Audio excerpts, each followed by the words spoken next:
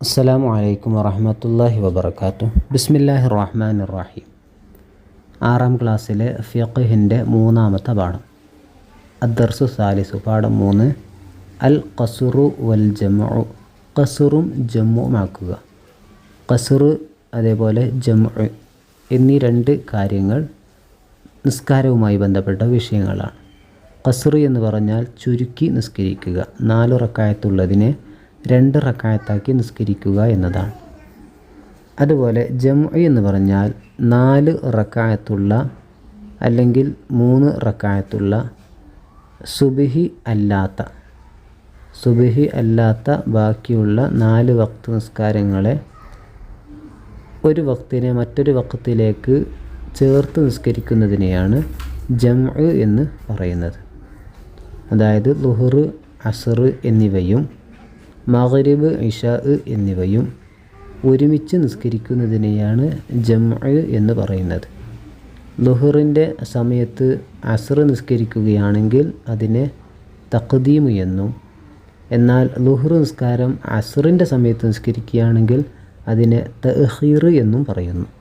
അതുപോലെ മഗ്രിബ് നിസ്കാരവും ഇശാ നിസ്കാരം മഗ്രിബിൻ്റെ സമയത്ത് തന്നെ നിസ്കരിക്കുകയാണെങ്കിൽ അതിന് ജമ്മു തഖ്ദീം എന്നും, എന്നാൽ മഗ്രിബ് നിസ്കാരം ഇശാഇൻ്റെ സമയത്ത് നിസ്കരിക്കുകയാണെങ്കിൽ അതിന് ജംഉ തഅഖീർ എന്നുമാണ് പറയുന്നത്. നമുക്ക് പാഠഭാഗത്തിലുള്ള വിഷയങ്ങൾ നോക്കാം. ഹലാലായ യാത്രയിലെ നിസ്കാരത്തിന് ഇസ്ലാം ചില ഇളവുകൾ നൽകിയിട്ടുണ്ട്. ജംഉം ഖസ്റുമായി നിസ്കരിക്കൽ അതിലൊന്നാണ്. ളുഹ്റും അസ്റും ഒന്നിച്ചും മഗ്രിബും ഇശാഉം ഒന്നിച്ചും 2/1 സമയത്ത് നിസ്കരിക്കലാണ് ജംഉ. ളുഹ്റും അസ്റും ഒന്നിച്ചും മഗ്രിബും ഇശാഉം ഒന്നിച്ചും 2/1 സമയത്ത് നിസ്കരിക്കലാണ് ജംഉ എന്ന് പറഞ്ഞാൽ. 4 റക്അത്തുള്ള നിസ്കാരം 2 റക്അത്തായി നിസ്കരിക്കുന്നതാണ് ഖസ്ർ. 4 റക്അത്തുള്ള നിസ്കാരം 2 റക്അത്തായി നിസ്കരിക്കുന്നതിനെയാണ് ഖസ്ർ എന്ന് പറയുന്നത്. ജംഇനും ഖസ്റിനും ചില നിബന്ധനകളുണ്ട്, നമുക്ക് നോക്കാം. ദീർഘയാത്രയായിരിക്കുക, അഥവാ 2 മർഹല, ഏകദേശം 133 കിലോമീറ്റർ ഉണ്ടായിരിക്കുക. ഇത്ര കിലോമീറ്റർ ഉണ്ടായാൽ മാത്രമേ ദീർഘയാത്ര എന്ന് പറയുകയുള്ളൂ. ജംഇനും ഖസ്റിനും ഇളവ് ലഭിക്കുകയുള്ളൂ. ഏകദേശം 133 കിലോമീറ്റർ ഉണ്ടായിരിക്കണം. 2 അനുവദനീയമായ യാത്രയായിരിക്കണം, അഥവാ നിഷിദ്ധമായ യാത്ര ആകരുത്. 3 ലക്ഷ്യസ്ഥാനം അറിയുക, എവിടേക്കാണോ പോകുന്നത് എന്നുള്ളത് ലക്ഷ്യം അറിഞ്ഞിരിക്കണം. 4 താമസിക്കുന്ന നാട് വിട്ട് കടക്കുക. നമ്മൾ എവിടെയാണോ താമസിക്കുന്നത് ആ നാട് വിട്ട് മറ്റൊരു സ്ഥലത്തേക്ക് എത്തിയാൽ മാത്രമേ ഈ ഇളവ് നമുക്ക് ഉപയോഗിക്കാൻ സാധിക്കുകയുള്ളൂ. ആണെങ്കിൽ ജംഉ, ഖസ്റാണെങ്കിൽ ഖസ്ർ എന്നിവ ഉപയോഗിക്കുന്നത് നാട്ടിൻ്റെ അതിർത്തി കഴിഞ്ഞതിന് ശേഷമാണ്. അതാണ് താമസിക്കുന്ന നാട് വിട്ട് കടക്കുക എന്ന് പറഞ്ഞത്. ഇനി ഖസ്റിൻ്റെ നിബന്ധനകൾ നോക്കാം. നിയ്യത്തിൽ ഖസ്റിനെ കരുതുക. നിയ്യത്ത് ചെയ്യുമ്പോൾ ഖസ്റിനെ കരുതണം. നിസ്കാരം കഴിയുവോളം യാത്രയിലാവുക. നിസ്കാരം കഴിയുവോളം യാത്രയിൽ തന്നെയായിരിക്കണം, അഥവാ യാത്ര കഴിഞ്ഞതിന് ശേഷം ഈ ഇളവുകൾ ഉപയോഗിക്കാൻ കഴിയില്ല എന്നർത്ഥം. 3 പൂർത്തിയാക്കി നിസ്കരിക്കുന്നവനോട് തുടരാതിരിക്കുക. ഖസ്റായി നിസ്കരിക്കുന്നവൻ ളുഹ്റാണെങ്കിൽ അല്ലെങ്കിൽ അസ്റാണെങ്കിൽ അല്ലെങ്കിൽ ഇശാ ആണെങ്കിൽ 2 റക്അത്ത് നമസ്കരിക്കും ഖസ്റാക്കുമ്പോൾ. ഈ ഖസ്റാക്കി നിസ്കരിക്കുന്നവൻ പൂർണ്ണമായി നിസ്കരിക്കുന്ന ളുഹ്ർ 4 റക്അത്ത്, അസ്ർ 4 റക്അത്ത്, ഇശാ 4 റക്അത്ത് എന്നിങ്ങനെയുള്ള നിസ്കരിക്കുന്നവരോട് തുടരാതിരിക്കണം. ഇനി ജംഉ 2 വിധമുണ്ട്. ജംഉ എന്ന് പറഞ്ഞാൽ 2 വിധമുണ്ട്. ഒന്ന് ജംഉ തഖ്ദീമാണ്. ജംഉ തഖ്ദീം അസ്ർ ളുഹ്റിൻ്റെയും ഇശാ മഗ്രിബിൻ്റെയും സമയത്തേക്ക് മുന്തിച്ച് നിസ്കരിക്കൽ. അസ്റിന് ളുഹറിൻ്റെ സമയത്ത് നിസ്കരിക്കുന്നു, ഇശാ ളുഹറിൻ്റെ സമയത്ത് നിസ്കരിക്കുന്നു. ഇങ്ങനെ നിസ്കരിക്കുന്നതിനാണ് മുന്തിച്ച് നിസ്കരിക്കുക എന്ന് പറയുന്നത്. അത് ജമ്മു തഖ്ദീം എന്ന് പറയുന്നത്. ഇനി ജമ്മു തഖ്ദീമിൻ്റെ നിബന്ധനകൾ നോക്കാം. ഒന്ന്, ആദ്യ നിസ്കാരം കൊണ്ട് തുടങ്ങുക. അഥവാ ളുഹറും അസ്റും ജമ്മാക്കുകയാണെങ്കിൽ ആദ്യം ളുഹർ നിസ്കരിക്കുക, പിന്നീട് അസ്ർ നിസ്കരിക്കുക. 2, ആദ്യ നിസ്കാരത്തിൽ രണ്ടാമത്തേതിനെ മുന്തിച്ച് ജമ്മാക്കുന്നു എന്ന് കരുതുക. ആദ്യത്തെ നിസ്കാരത്തിൽ രണ്ടാമത്തേതിനെ മുന്തിച്ച് ജമ്മാക്കുന്നു എന്ന് കരുതണം. അത് നിസ്കാരത്തിൽ തന്നെ കരുതേണ്ടതാണ്. 3, അധികം ഇടവേള ഇല്ലാതെ രണ്ടും തുടർച്ചയായി നിസ്കരിക്കുക. ഇപ്പോൾ 2 വഖത്ത് നിസ്കാരം ഒന്നിച്ച് നിസ്കരിക്കുമ്പോൾ ഇവിടെ അധികം ഇടവേള ഇല്ലാതെ രണ്ടുപേരും തുടരാൻ, അഥവാ രണ്ടുപേരും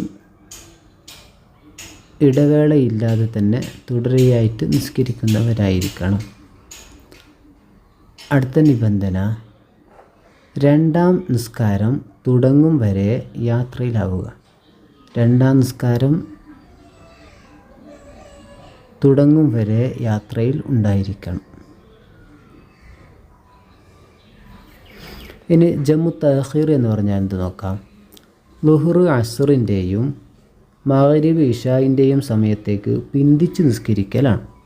ളുഹ്ർ അസ്റിൻ്റെ സമയത്ത് നിസ്കരിക്കുക, മഗ്രിബ് ഇശാഇൻ്റെ സമയത്ത് നിസ്കരിക്കുക.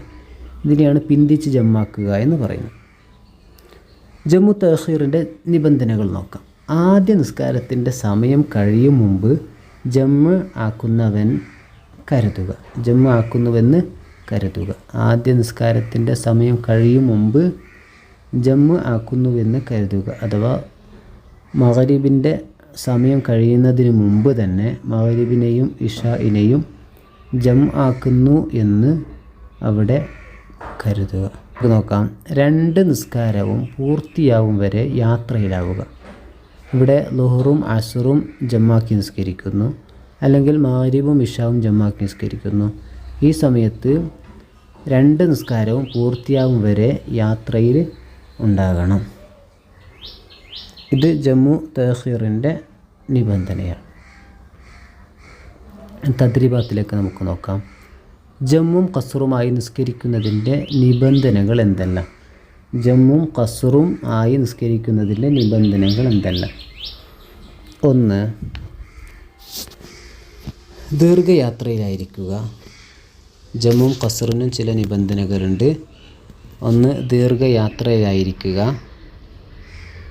2, മർഹല അഥവാ ഏകദേശം 133 കിലോമീറ്റർ ഉണ്ടാവുക. ഇതാണ് ഒന്നാമത്തെ നിബന്ധന. രണ്ടാമത്തെ നിബന്ധന, അനുവദനീയമായ യാത്രയാവുക. യാത്ര പോകുന്നത് അത് അനുവദനീയമായ യാത്രയായിരിക്കണം. 3, ലക്ഷ്യസ്ഥാനം അറിയുക. എവിടേക്കാണോ പോകുന്നത് എന്നുള്ളത് അറിയുക. 4, താമസിക്കുന്ന നാട്